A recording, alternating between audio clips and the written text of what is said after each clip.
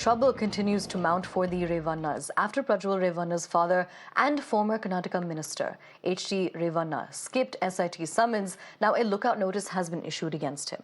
Amid all of this, senior Revanna has moved the court seeking anticipatory bail in the matter. Remember, a lookout notice had already been issued against Prajwal Revanna, who continues to remain in Germany.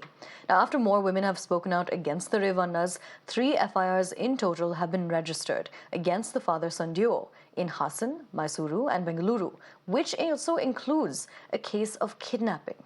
Now, the Congress's Rahul Gandhi has written to the Karnataka Chief Minister Siddaramaiah saying that Revanna's crimes warrant the strictest punishment possible and that by allowing Prajwal Revanna to flee, any meaningful investigation has been derailed. Beyond this, Rahul Gandhi hit out at the Prime Minister, saying that despite knowing of Prajwal Revanna's crimes, he still campaigned for a mass rapist. In order to expedite the investigation in the Prajwal Revanna case, the Karnataka government has now appointed 8 more officers in the SIT, which is investigating the case. Those appointed include 1 SP and 2 inspectors as well.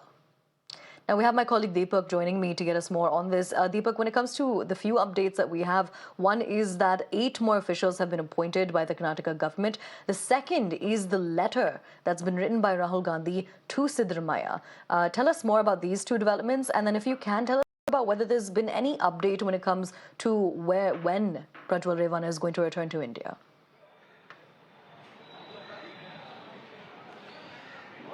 Well, the case and the investigation, of course, is proceeding at quite a brisk pace. But as far as questioning of Prajwal Revanna or his father, H.D. Revanna, that hasn't happened up until now, despite 2 notices now that has been, or rather summons that have been issued. Lookout notices are out for both of them.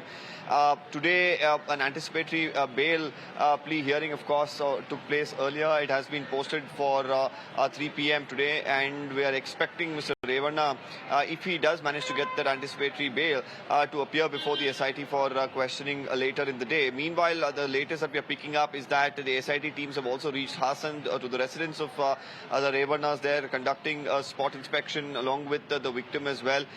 And more importantly, right now we are also picking up information that the state SIT has written to the CBI seeking for them to write to the Interpol to get a blue corner notice issued against Prajwal Revanna, and through the blue corner notice what they want to get is information about his whereabouts and where exactly he is.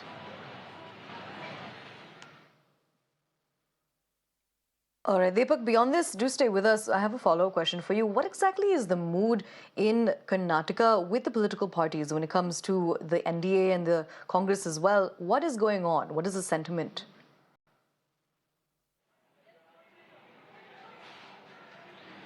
Well, we've seen a lot of politics, of course, that has been taking place from the time that the SIT has been formed. We saw the ripple effect with Mr. Prajwal, being suspended from the party with the SIT investigation that's currently underway. The Congress, of course, has been blaming the BJP at the center for allowing him to flee. The BJP, in turn, has blamed the state government for not really taking action despite knowing and sitting over this case for quite time. Meanwhile, Mr. D.K. Shivakumar has also said that this is an internal family fight of the Deve Gowda family that's really playing out. And Mr. H.D. Kumaraswamy himself, of course, has been saying that the Congress is to blame for the videos that have been leaked.